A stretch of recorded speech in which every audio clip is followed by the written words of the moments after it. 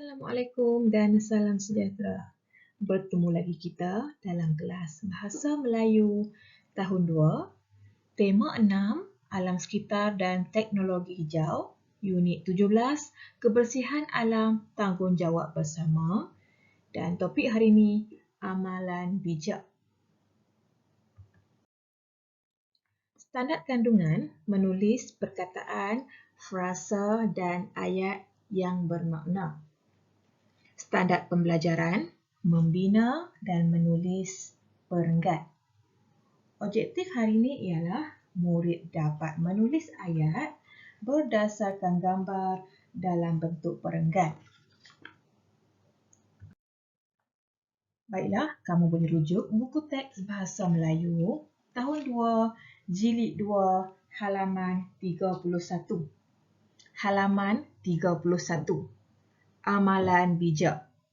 Kita akan baca dulu petikan ini dan kita akan isikan tempat kosong. Kita akan isikan ruangan kosong ini. Ruangan kosong yang bersimbol pensel ini dan juga ruangan kosong pensel yang ketiga ini.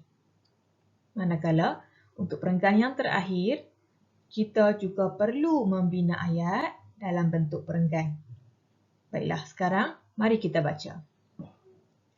Amalan bijak. Petang itu, Alice dan ibunya ke pasar raya.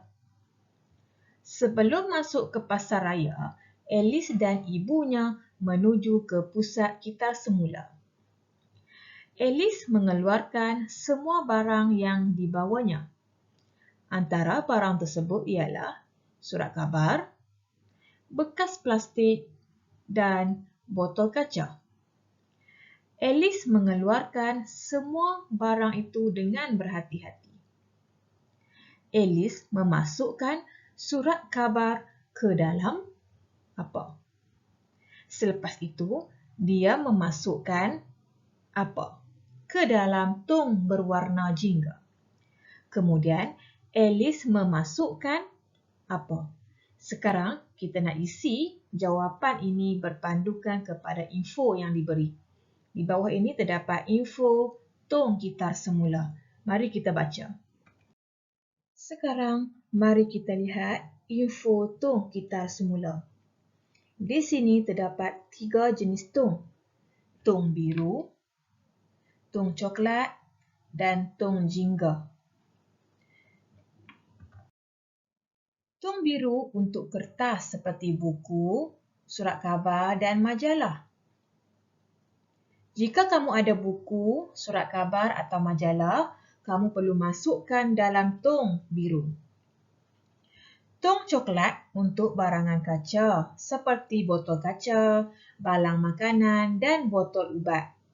Kalau kamu ada barangan kaca seperti balang makanan ataupun botol ubat, kamu boleh masukkan botol yang telah digunakan itu dalam tong berwarna coklat. Tong jingga untuk tin aluminium dan plastik seperti tin minuman, beg plastik, botol air mineral dan bekas makanan. Untuk tong jingga ataupun tong berwarna oranye, kamu boleh masukkan barangan yang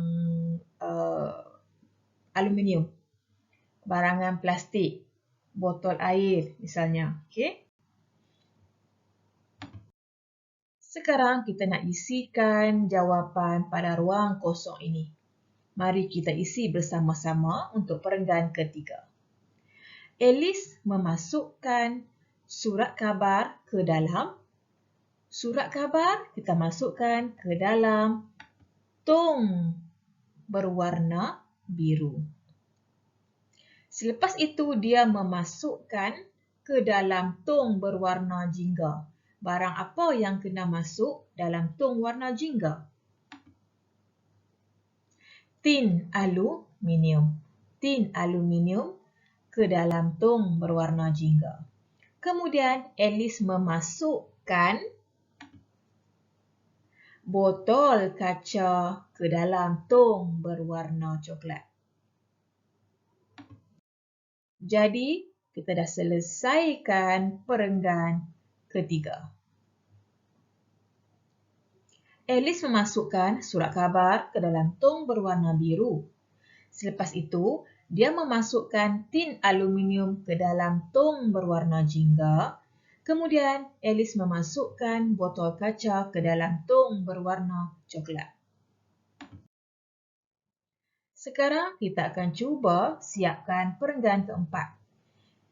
Dalam perenggan keempat, diberi 3 rangsangan ataupun 3 panduan.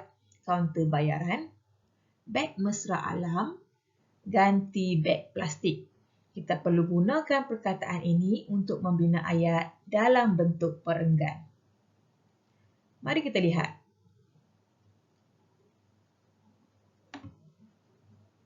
Kemudian, mereka menuju ke pasar raya. Selepas memilih barangan, mereka pergi ke kaunter bayaran. Alice memasukkan barang ke dalam beg mesra alam yang dibawanya bagi menggantikan beg plastik. Ini perenggan keempat. Kita telah siapkan perenggan keempat. Kemudian mereka menuju ke pasar raya. Selepas memilih barangan, mereka pergi ke kaunter bayaran. Alice memasukkan barang ke dalam beg mesra alam yang dibawanya bagi menggantikan plastik. Sekarang, kamu rujuk buku aktiviti Bahasa Melayu tahun 2, jilid 2, muka surat 33. Di sini terdapat 4 gambar yang perlu kita bina ayat dalam bentuk perenggan. Tajuk cerita ini jadikan kebiasaan. Untuk gambar pertama, kita telah disediakan dengan ayat yang berbentuk perenggan.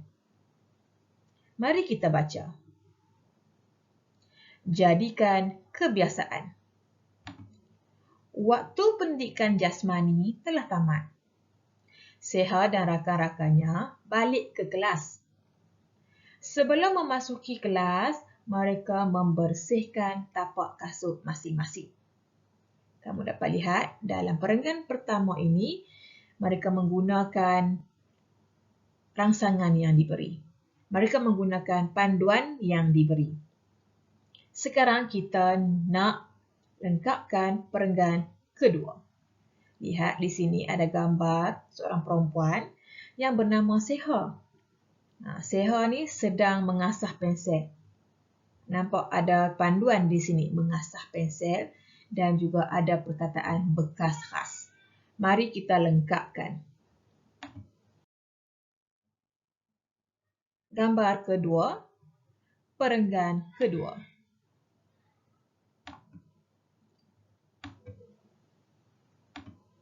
Pensel Seha telah tumpul. Dia mengasah penselnya. Dia memasukkan habuk pensel ke dalam bekas khas. Ini perenggan kedua. Kita lihat perenggan ketiga, gambar ketiga, ada panduan pembungkus roti dan ada perkataan tong sampah. Kita kena gunakan kedua-dua perkataan ini untuk membina satu perenggan. Seha dan kawan-kawannya suka menjaga kebersihan. Semasa di kantin, Seha membuang pembungkus roti ke dalam tong sampah. Jadi, kita dah siapkan perenggan ketiga. Kita lihat perenggan keempat, ada panduan kelas bersih dan ada panduan tiada sampah. Lihat gambar keempat. Kelas Seha bersih dan ceria. Tiada sampah di atas lantai. Seha dapat belajar dalam keadaan yang selesa.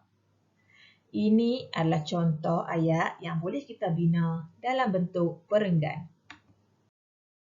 Terima kasih. Jumpa lagi.